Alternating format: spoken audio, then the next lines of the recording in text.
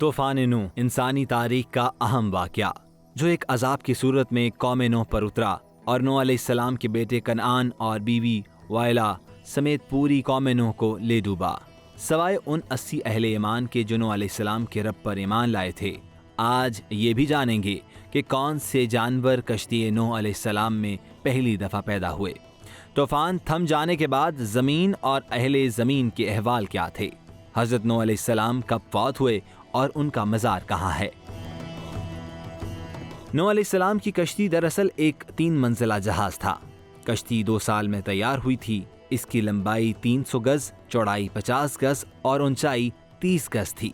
کشتی کے 3 درجے تھے۔ سب سے پہلے جنگلی جانور، درندے اور حشرات الارض تھے اور درمیانی درجے میں چوپائے وغیرہ۔ کشتی کے سب سے اوپر والے عرصے میں پرندے، خود حضرت نوح علیہ السلام، آپ کے ساتھی اور حضرت آدم علیہ السلام کا جسد مبارک تھا جو عورتوں اور مردوں کے درمیان بطور پردہ استعمال ہو رہا تھا۔ طوفان نوح کی ابتدا میں جب پانی نے جوش مارا تو نوح علیہ السلام نے اپنی قوم کے اہل ایمان کے ساتھ ساتھ تمام جانوروں کے ایک ایک جوڑے کو بھی کشتی نوح میں سوار کر لیا۔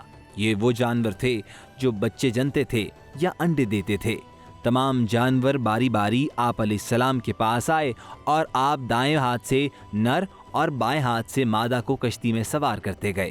اسی دوران سانپ اور بچھو بھی آپ علیہ السلام کے پاس آئے اور کشتی میں سوار کرنے کی استدعا کی تو حضرت نوح علیہ السلام گویا ہوئے، تمہاری وجہ سے کہیں ہم کسی مصیبت کا شکار نہ ہو جائیں، اسی لیے میں تمہیں سوار نہیں کروں گا۔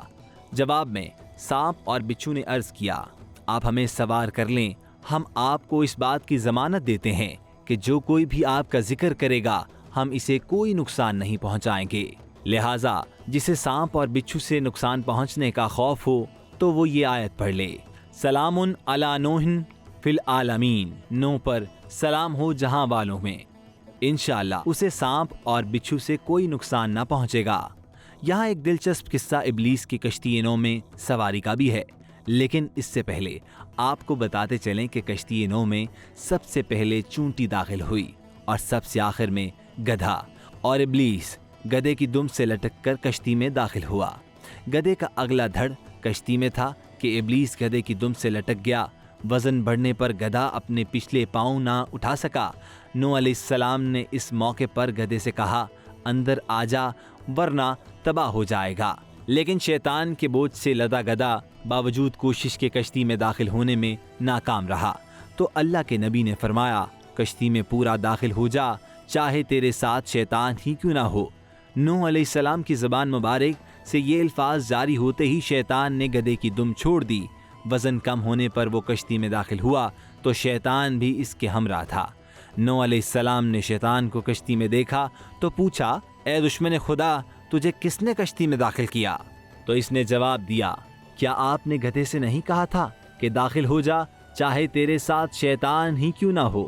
نوح علیہ السلام نے شیطان کو کشتی سے اترنے کا کہا تو وہ بولا، آپ پر لازم ہے کہ مجھے سوار کریں، کیونکہ مجھے قیامت تک مہلت ملی ہوئی ہے اور اللہ نے اس عذاب سے مجھے اسی کشتی کے ذریعے بچانا ہے۔ چنانچہ وہ کشتی کی چھت پر سوار رہا